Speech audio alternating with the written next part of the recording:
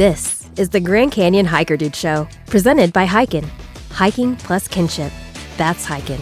Together we roam. Here's your host, my hubby, and co-founder of hiKin, Brian Special. Well, there's a lull in the air, which I kind of like because I think it means most in our group are playing it smart and staying off the trails here in the most dangerous time of the year. And since we're still in summer, I wanted to revisit a story from our first season that you might have missed. It's an important one and an extremely powerful one that I think about myself often, about how the canyon doesn't care who you are or what you've accomplished or what kind of shape you think you might be in. If you overestimate your abilities, even if you just ran the Boston Marathon, and underestimate or underprepare for the canyon, it can kill you. And it's why we spend so much time discouraging folks from hiking in the heat and, well, knowing some will do it anyway, helping them with strategies that we hope can be life-saving. This is the Grand Canyon Hiker Dude Show, powered by hiKin. Hiking plus kinship, that's hiKin. Together, we roam. April 2004. The U.S. is at war in Afghanistan. Saddam Hussein is about to go on trial in Iraq. But for Margaret Bradley, those are just events in faraway places. At 24, Margaret is on top of the world. A first-year medical student in Chicago, already with degrees in biology and earth science. A violinist, and passionate above all else about running. She was an All-American at the University of Chicago and has just run the prestigious Boston Marathon in just over 3 hours on a sweltering 85-degree day that saw more than 1,100 runners treated for heat-related issues. When asked afterwards how she'd performed so well in such tough conditions, Margaret told a local magazine that she'd focused on keeping herself hydrated and not letting the adrenaline from the crowd make her do something stupid. Fast forward 2.5 months. It's July 8th, 2004. Summer at Grand Canyon, the most inhospitable time of year. A time when most experienced canyon hikers or runners will either stay off the trails or at least have a proper plan and supplies to make heat mitigation their number one priority. This is the time of year when unprepared hikers and runners die below the rim. In spite of the warnings, it happens every year. Yet here are Margaret Bradley and her new running buddy, Ryan, who she shared a Chicago connection with and who had recently moved to nearby Flagstaff. Ryan, with at least some canyon experience, had planned their route. Margaret, heading below the rim for the first time, was following his lead. The two were likely feeling the excitement and adrenaline that most do as they lay eyes on the canyon before taking it on. At around 9 that morning, the temperature is rising as the two drop in at the Grandview trailhead. Their plan is to descend more than 3,000 vertical feet on Grandview to the canyon's Tonto platform, a desolate, desert-like landscape where they'd connect with the relatively level Tonto Trail, which they'd then follow west to the tip-off on the heavily trafficked South Kaibab Trail. At that point, they'd turn uphill and make the final 4.5-mile climb with 3,200 feet of elevation gain to their finish at the South Rim. But there were many problems with this plan, all which could have been prevented with proper research or even a basic understanding of the extreme conditions Margaret and Ryan would no doubt face.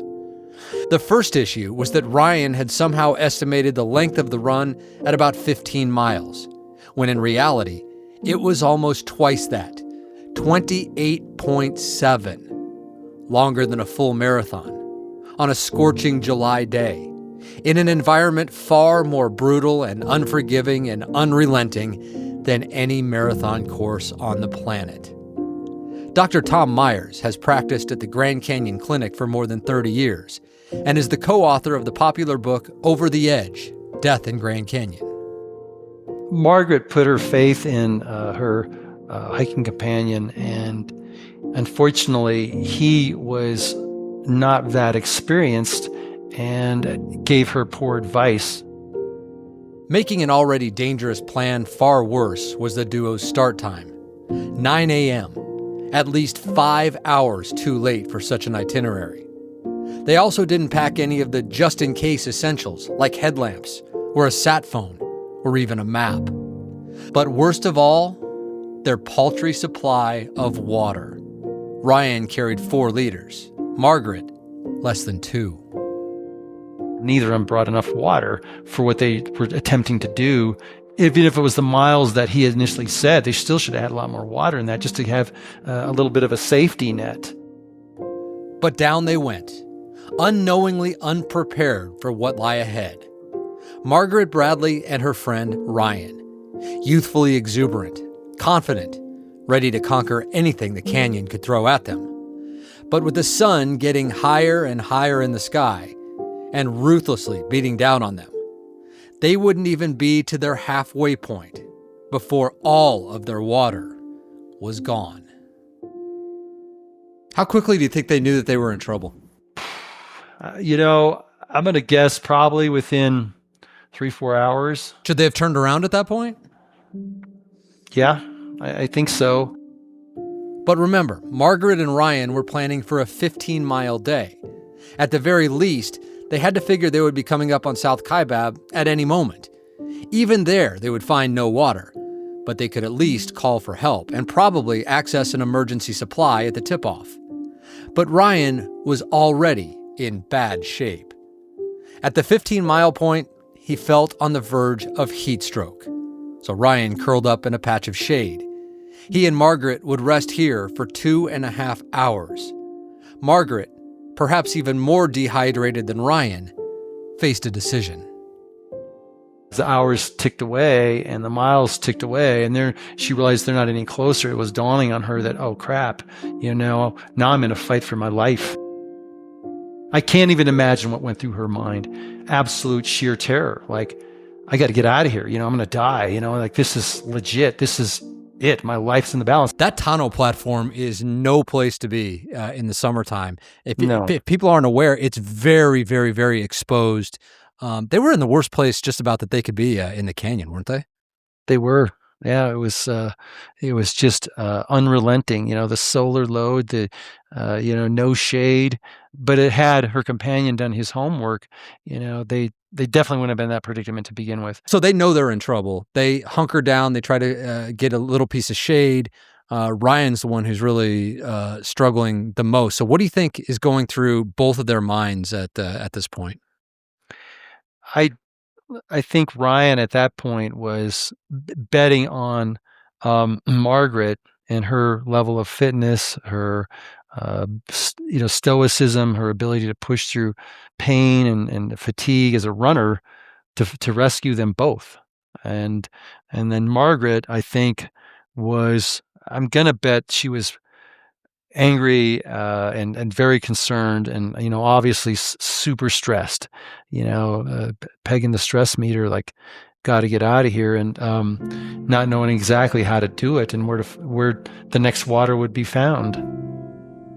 At this point, it's not just dehydration that's setting in. So too is desperation.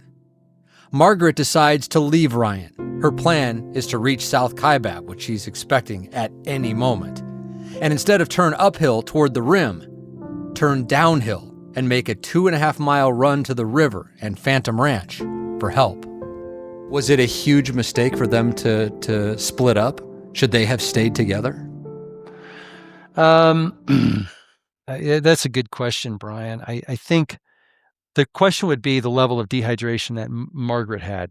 So I think Margaret probably felt a sense of urgency and thirst that may have exceeded his in a sense of panic. I think the level, what happens with thirst, I liken it to having your head held underwater and that panic to get air.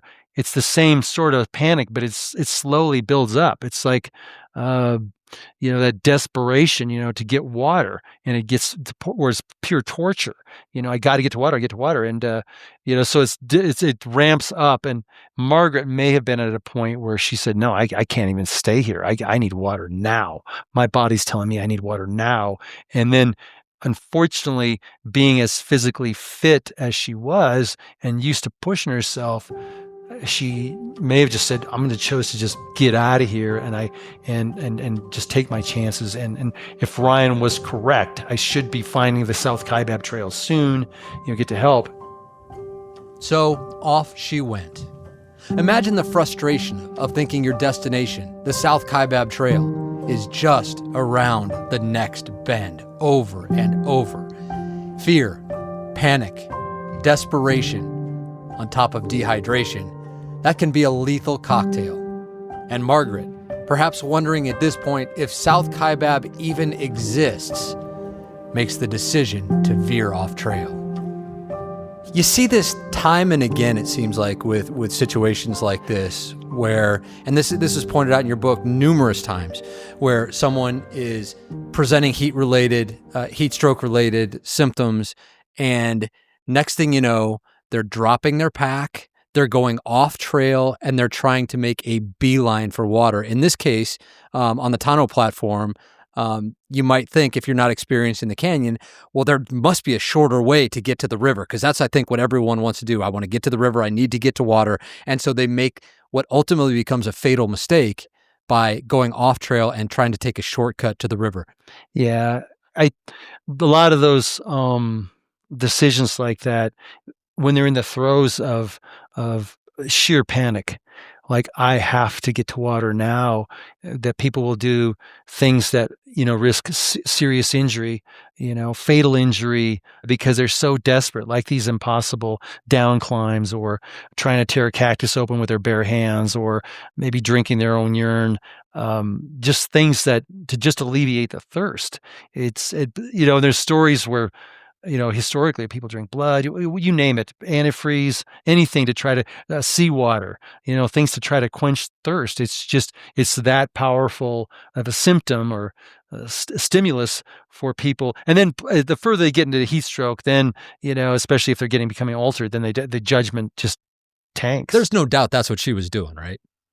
No doubt, yeah, she was in the thick of it, and, desperate and in panic, and she knows her life is now extremely high risk. Her life is in the balance. And so in Grand Canyon, when that happens, and when you do go off trail and you think there's a shorter way to the water, what can happen to you? They'll go down these steep slot. Most of the Grand Canyon eventually have narrows and big cliffs and pourovers. It's hard rock, and so what happens is they'll down climb a cliff, or even jump, down a section that they know they probably couldn't get back up, and then they keep going, and unfortunately they encounter a cliff that may be even worse, that they can't down climb, and so they're trapped between a cliff that they can't down climb and the one they went down and they can't get back up. And at that point, you're done. Unless somebody finds you.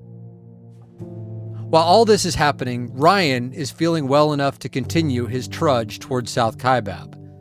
But after 3 miles of hiking, and now in total darkness, he stops and sleeps on the trail. As dawn breaks, he continues, and within an hour, he finally connects with South Kaibab. Not long after, a USGS worker on her way up from Phantom Ranch meets up with Ryan. She accesses an emergency supply of water. Ryan drinks 2 liters, rests for a while, and then, with the same worker who hadn't left his side, begins the long climb up South Kaibab. It's likely that Margaret is still alive and in grave danger. But Ryan, for reasons that might never be known, never mentions her to the USGS worker. A ranger at Phantom, who had been discussing the situation with that worker by satellite phone, would later say, quote, "Nowhere in that conversation did we get the information that he was a runner, that he'd crossed the Tonto, or that there were 2 of them." Ryan had apparently believed that Margaret had made it to Phantom.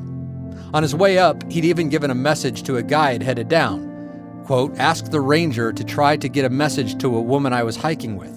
Tell the ranger to tell her I'm moving her car from Grandview to the South Kaibab trailhead area. Her name is Margaret Bradley." After surfacing at South Kaibab 12 hours after being found, Ryan changed plans, and instead of moving Margaret's car, He asked the USGS worker to drive him home to Flagstaff, about an hour and a half's drive, which she did. At around 11 that night, 16 hours after Ryan had been found, Margaret Bradley's family called police to report her missing. Early the next morning, 24 hours now after he'd been found and 40 since he and Margaret had separated on Tonto, Ryan finally told police and park rangers what had happened to he and Margaret. As a ranger would later say, suddenly, all the dots connected. A search was immediately launched, and by noon, several hundred yards south of the Tonto Trail, trapped in a drainage, a rescue helicopter spotted Margaret Bradley. She was curled up in the fetal position, with her head resting on her fanny pack. But there was no movement. Margaret was gone. The medical examiner would determine that Margaret had died of dehydration roughly 12 to 24 hours prior. Ryan had met up with the USGS worker at the tip-off 30 hours before Margaret was found. She had likely been alive for between 7 and 19 hours after Ryan had found help. When I'm reading this part of the book, I can almost read between the lines of what you and Michael are writing, and you can almost feel the seething anger at what you're writing. You know, it was one of those situations where you think it was so easily preventable. And here Margaret was trusted her friend and put her faith in that he was advising her correctly and that this was going to be a great hike and fun and all that stuff. And then she risks her life. She goes off to try to save him. And then the irony is that she's probably still alive. And it doesn't dawn on him that the first thing he should have done was say, hey, where's Margaret? You know, I got my friend. I want to find out if she's, how she's doing. Is she safe? Is she in distress herself? And so that irony, we were struck by the incredible irony there that Margaret lost her life, pushing herself, pushing. A woman who was a phenomenal athlete, to push herself to her death, basically to try to save them both, and he didn't have the same regard, I guess. I mean, the fact that he didn't have the same regard for her life that she seemed to have for his is just incredibly sad and incredibly ironic and anger provoking. It's like, if you were Margaret's parents, you're like, oh my God, how could you not? How could you not? The first thing that popped in your mind is my friend who, her well-being. I think most How does that happen? How does that happen? How does that happen? I don't know. I know, and maybe, he was not completely in his defense. I mean, he'd come through this horrible thing. Maybe he's still kind of out of it because of his own experience, dehydration, and who knows? But it just seems like there's something wrong with the thought process there, for sure, that he didn't consider her well-being right at the very beginning, when he got to the Kaibab. Then for hours after. And hours afterward, it's like it just goes on, and so as Michael and I worked on that story and learned more about it and learned how the Rangers felt and what was going on, it's like all of us, everybody, that was even remotely familiar with it, were like, you got to be kidding me! This is so horribly tragic, and could have ended differently. And the torture she went through those last few hours must have just been absolutely brutal. It's been 20 years now since Margaret's passing. She'd be 44 this year, in the prime of life. Instead, her story is a tragic but important reminder of the many entirely preventable dangers one can face in the Grand Canyon. What ultimately can be learned from the Margaret Bradley story? Well, Margaret, again, a great runner, probably run you and I into the dirt. I mean, she was a serious kick-butt athlete, and I think part of the thing with that, it can be a blessing and a curse, that you can overestimate your ability, And there may have been some of that. It's like, oh, it's only that far. Pfft, that's a training run for me, and then so. I don't know what Margaret's mindset was, but maybe she, like most of us, especially an athlete, they can overestimate their ability and underestimate the Grand Canyon, and they underestimate that heat. And then she also put her faith in somebody who, rather than maybe doing her own homework and researching it, she put her faith in a guy who led her down in the ultimate way, cost her life. And so lessons learned would be, do your own homework. Don't put the burden on all this to yourself. Get How Not to Die, maybe. Read it and understand the risks. And then maybe if you do have a companion who has this itinerary that might be a little bit over the top, you can, challenge him and say, I don't know, maybe this is not such a good idea this time of year. It's like, and if we run out of water, where are we going to find more? Or what are our options, depending on if we have some unforeseen thing happen. So do your home. It's front end loaded in so many ways. Do your homework, be prepared, and definitely don't underestimate the Grand Canyon.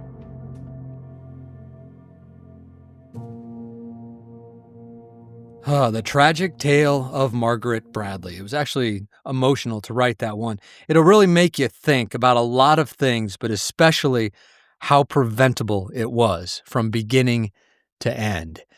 For a time after Margaret's death, the Park Service actually used photos of her on signs around the rim, touting her Boston Marathon experience and warning hikers that if it can happen to someone like Margaret, it can surely happen to them.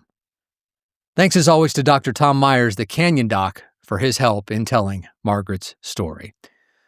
Okay, training tip time from Coach Arnie. This time we revisit something Coach talked about in a previous episode that I know a lot of you are doing: walking backwards. Hey everybody, this is Coach Arnie with the Grand Canyon training tip of the week. And thank you again, Brian, for allowing me to share some wisdom and knowledge of the canyon with your wonderful audience. Today's tip, I want to share something that I had already talked about on an episode of Grand Canyon Hiker Dude, walking backwards. Why? Because walking backwards is a secret weapon. Another one, it is the cornerstone of what my canyon training program is all about.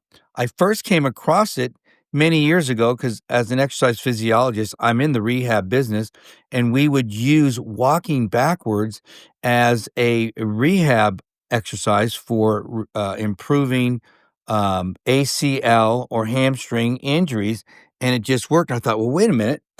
Who was just getting into ultra running, wanted to get better at running downhill. And I thought to myself, well, wait a minute. Walking backwards works the hamstrings, works the hips, which would protect my knees. I thought, well, here we go. Because I was dealing with my own knee issues, my own hamstring issues. And could I shorten up the learning curve to get better at downhills, besides just running a bunch of downhills, as I was being told, by walking backwards? And you know what? I thought about it. I broke it down. The exercise, the muscles were the same. I thought, well, why not? So by just starting off by walking flat, literally flat on the ground for 10 minutes, you could get going. And then if you had a treadmill, you could literally turn the power off on the treadmill, what I call a dead mill, and walk on it with no power, pushing along. You could change the angle if you wanted to. If you had access to a weighted sled, you could add weight and resistance. You could add time. You could add distance, whatever you wanted to do. You had all these variables that allowed you to work the same muscles that you would be doing on a downhill, and you could do it at your convenience at your facility where you're at. It worked, and it will work for you, I promise you. Just give it a try. Just start with 10 minutes. You'll be surprised. I love you guys.